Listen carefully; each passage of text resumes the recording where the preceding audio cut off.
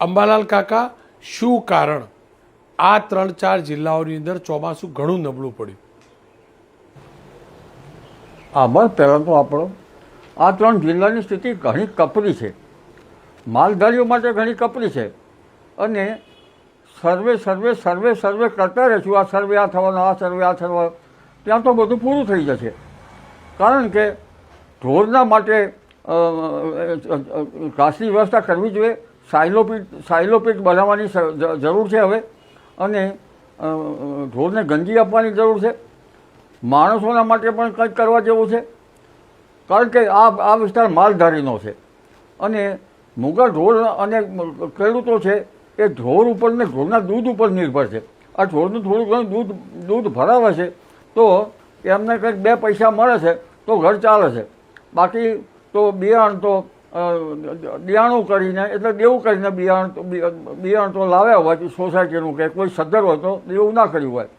એટલે આવી સ્થિતિમાંથી તો હવે મારે સરકાર વિશે કંઈ બોલાય નહીં, પણ છતાં કહેવું પડે છે કે સર્વેનું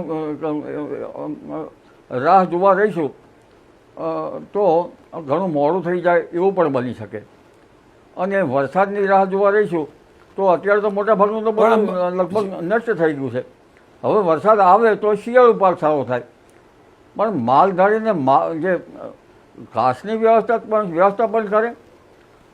મારા અંગ્રેજ સરકાર વખતે મારા દાદીમાં કહેતા હતા કે અંગ્રેજ સરકાર ગંજી એટલે ઘાસ આપતી હતી, સાથે સાથે કોપરા આપતા હતા. માણસો કોપરા ખાય અને ઢોરે ઘાસ ખાય.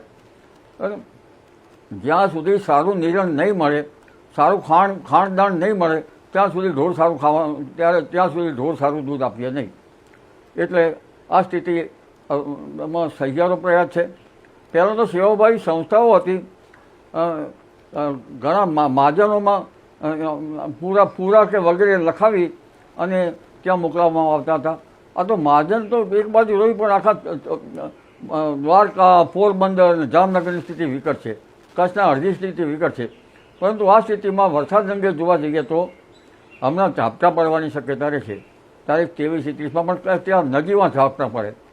કારણ કે આમાં ઉપલા લેવલના જે પવનો છે એ સૂકા પવનો આવી રહ્યા છે. ઈરાન તરફથી સૂકા પવનો આવી રહ્યા છે, અફઘાનિસ્તાન, પાકિસ્તાન સુધીમાં સૂકા પવનો આપ્યા છે. અને નીચે ભેજ છે ઉપર ભેજ હોય તો કામનું ને. અને એ પવનો પાછા જે આવે છે સિસ્ટમો એને પાછી પાડે છે.